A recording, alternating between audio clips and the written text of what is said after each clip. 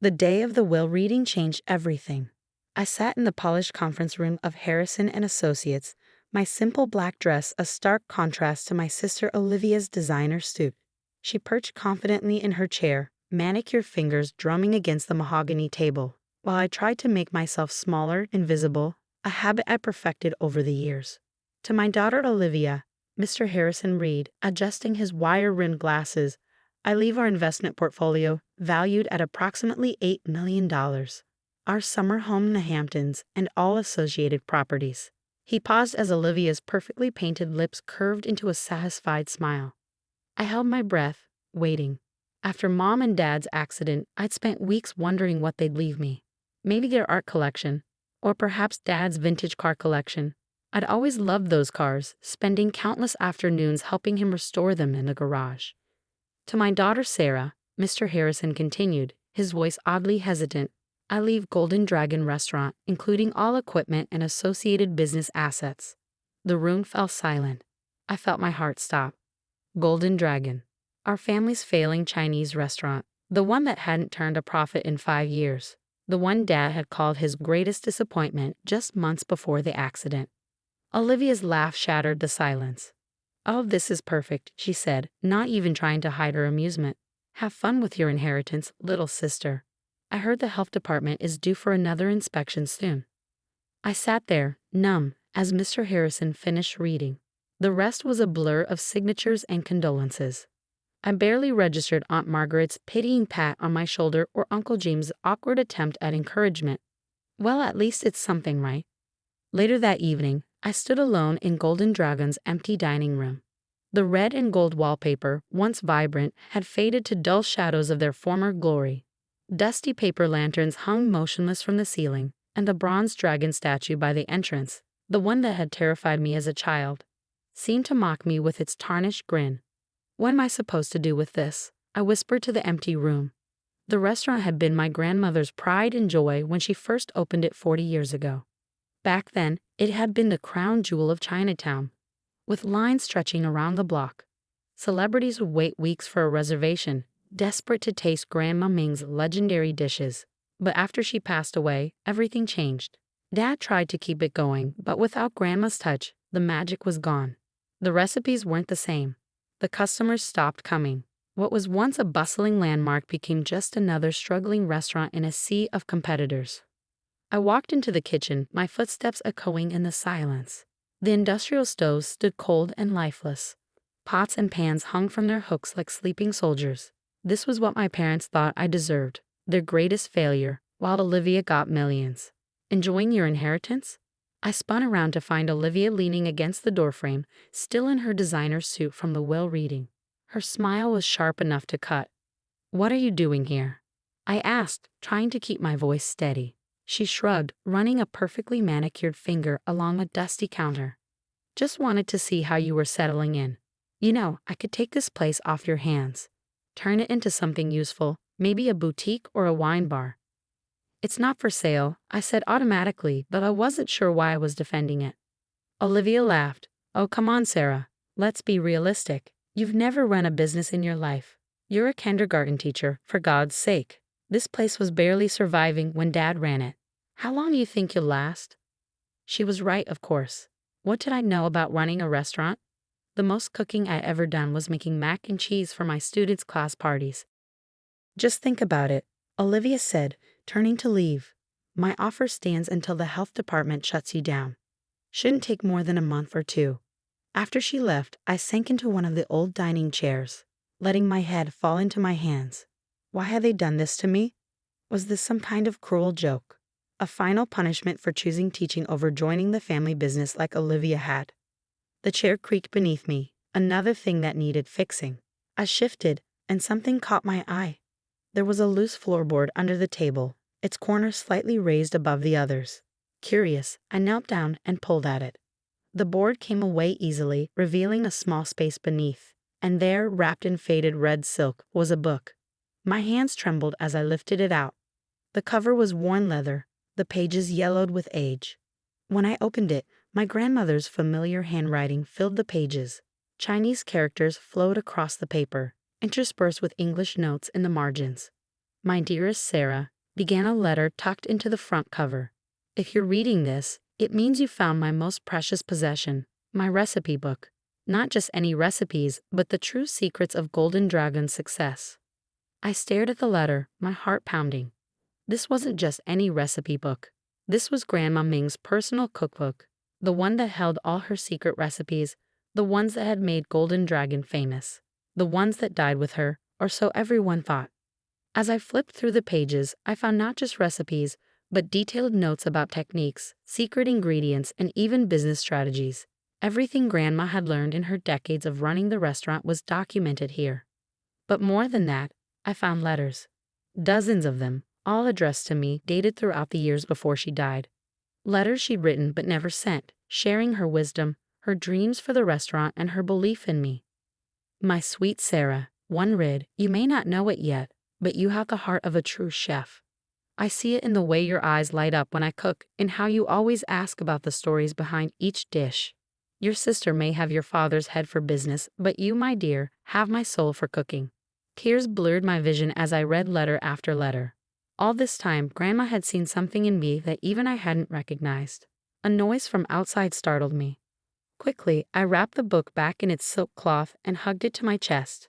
For the first time since the will reading, I felt something other than despair.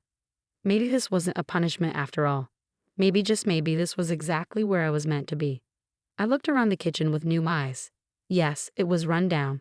Yes, it needed work. But underneath the dust and neglect, I could see what it once was, what it could be again. Grandma's last letter echoed in my mind. Remember, Sarah, success isn't just about the food. It's about love, tradition, and the courage to believe in yourself when no one else does. I tucked the book safely into my bag and stood up straight. Tomorrow, I would start reading through those recipes. Tomorrow, I would begin bringing Golden Dragon back to life. Let Olivia laugh. Let her think she got the better inheritance. I had something much more valuable than money. I had Grandma's legacy. And I was about to prove to everyone that they had underestimated me for the last time. That night, I stayed up until dawn, poring over Grandma's recipe book. Her elegant handwriting filled page after page with not just ingredients and measurements, but stories, secrets, and wisdom passed down through generations. Each recipe was a piece of history, a fragment of our family's legacy that everyone thought was lost forever. But what caught my attention most wasn't just the recipes, it was her detailed notes about running the business. Grandma hadn't just been a talented chef, she'd been a brilliant entrepreneur. She documented everything. Which suppliers gave the best deals, how to negotiate prices, even psychological tricks for handling difficult customers. The secret, she wrote, isn't just in the food. It's in making people feel like they're part of something special. The next morning, I called in sick to my teaching job. Then the next day, and the next. After a week, I submitted my resignation. My principal was understanding but concerned. "Are you sure about this, Sarah? Teaching is a stable career." I wasn't sure about anything except that I had to try. The first month was brutal. I worked 18-hour days, sleeping on a cot in the office. Every morning, I practiced making Grandma's signature dishes, following her detailed instructions. Dozens of dumplings ended up in the trash before I got the pleating technique right. My hands were covered in burns from the wok, and my arms ached from kneading endless batches of noodle dough. But slowly, something magical started happening. The aromas that filled the kitchen began to match my childhood memories. The flavors grew more complex, more authentic. When I finally reopened Golden Dragon, I started small, just lunch service, with a limited menu of Grandma's most famous dishes. The first day, only 3 tables came in. But those 3 tables changed everything. "This tastes just like how Ming used to make it," an elderly man said, tears in his eyes as he ate the mapo tofu. "I've been coming here for 40 years, and this is the first time since she passed that it tastes right." Word spread quickly through the neighborhood. By the end of the week, we had a line out the door. Local food bloggers started posting about the miraculous revival of Golden Dragon. "The legendary flavors are back," one wrote, "as if Ming herself has returned to the kitchen." Of course, success brought attention I didn't want. Olivia showed up one morning wearing another designer suit and a skeptical expression. "I hear you're actually getting customers," she said, studying the now spotless dining room. "Did you hire a new chef?" "I do all the cooking. I replied, proud of how steady my voice was. She laughed. You? Since when do you know how to cook Chinese food? Since Grandma taught me. I didn't mention the recipe book. That was my secret, my advantage. Well, she sniffed. Don't get too excited. Any restaurant can have a good first month. Let's see how long you last. But we didn't just last. We thrived. Within 6 months, Golden Dragon was doing better than it had in decades. We expanded to dinner service, then added a second floor for private events. I hired more staff, trained them personally in Grandma's techniques. Then came the turning point. A famous food critic visited unannounced. His review went viral. Golden Dragon isn't just a restaurant, it's a time machine. Each dish transports you back to the golden age of New York's Chinatown. Whatever magic Ming once wielded in her kitchen has been reborn. After that, everything exploded. Celebrities started coming in. Reservations were booked months in advance. People offered thousands of dollars for our secret recipes. I used the profits to renovate, but kept the essential character of the place. The red and gold wallpaper, the paper lanterns, even the old bronze dragon statue. They weren't just decorations anymore. They were part of our story. 1 year after reopening, I got an offer from a major restaurant group. They wanted to open Golden Dragon locations in other cities. The contract was for $10 million, plus ongoing royalties. I was in the middle of negotiating when Olivia burst into my office, waving a newspaper. The headline read, Golden Dragon Empire Expanding Nationwide. Local restaurants' remarkable revival. How did you do it?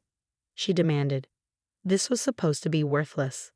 Dad said this place was nothing but a money pit. I looked at my sister, really looked at her. Despite her expensive clothes and perfect makeup, she seemed smaller somehow, less intimidating than she'd once been. Maybe Dad just didn't know the real value of what he had, I said quietly. She slammed her hands on my desk. This isn't fair. I got the money, the properties. I was supposed to be the successful one. Life's funny that way, I replied, turning back to my work. But Olivia wasn't done. She went to our aunt and uncle, claiming I must have somehow tricked our parents, that I had stolen documents or business plans. She even tried to challenge the will, arguing that Dad wasn't in his right mind when he left me the restaurant. It all came to a head at the next family gathering. Aunt Margaret's birthday celebration. The entire extended family was there, including all the cousins who had smirked at my worthless inheritance. Olivia had too much to drink and started loudly talking about how unfair everything was. She's just a teacher, she slurred. She doesn't deserve this success. I stood up slowly, commanding everyone's attention. You want to know why Golden Dragon is successful now? I pulled out Grandma's recipe book, the first time I'd shown it to anyone. Because unlike you, Olivia, I didn't just see a failing business. I saw our family's legacy. The room fell silent as I told them about finding the book, about all those nights practicing Grandma's recipes, about every burn and cut and exhausted morning that led to where I was now. You thought you got the better inheritance, I said to Olivia, but Grandma knew what she was doing when she hid this book. She knew someday someone would come along who cared about more than just money. Aunt Margaret picked up the book with trembling hands. I remember these dishes, she whispered. Ming never would share her secrets with anyone. Except she did, I said softly. She shared them with me because she knew I would understand what they really meant. That night changed everything. Suddenly, relatives who had dismissed me were calling to invest in my expansion plans. Cousins who had laughed at my bad luck were begging for jobs at the new locations. And Olivia? She tried one last time to get a piece of my success. We could be partners, she suggested, cornering me after a family dinner. I have business experience, connections. Think how much faster we could grow. I looked at my sister, remembering her laughter at the will reading, her constant belittling, her attempts to undermine me. You know what the most important ingredient is in any recipe? I asked her. Heart. And you, Olivia, have never had that. 2 years after finding Grandma's recipe book, Golden Dragon had grown into a $50 million empire. We had locations in 12 cities, with more opening every month. Each restaurant had the same red and gold wallpaper, the same paper lanterns, the same commitment to doing things exactly as Grandma had taught me. The original location remained my favorite. I still cooked there sometimes, especially on quiet mornings before we opened. In those moments, standing in the kitchen with the smell of ginger and garlic in the air, I could almost feel Grandma beside me. The bronze dragon statue still stood guard at the entrance, but it didn't mock me anymore. Instead, it reminded me of how far I'd come, of how sometimes the things we think are worthless turn out to be the most valuable of all. Last week, I received an offer to buy the entire Golden Dragon chain for over $100 million. The letter sat unopened on my desk for days before I finally read it. My answer was simple: not for sale. Because this was never about money. It was about proving that success isn't just measured in dollars and cents. It's measured in the love you put into something, in the traditions you preserve, in the legacy you build. Olivia still doesn't understand. She's sold most of her inheritance now, trying to start her own businesses, chasing the next big thing. But she's missing what Grandma knew all along, that true success comes from honoring what came before you while building something new. The recipe book sits in a special display case in my office now, protected behind glass, but open to a random page. Today it shows Grandma's orange chicken recipe, and at the bottom, in her elegant handwriting, are the words that have become my life's motto. Remember, success is not about what you gain, but what you give back. Cook with love, serve with pride, and never forget where you came from. I've added my own note below it, and never let anyone tell you what you're worth.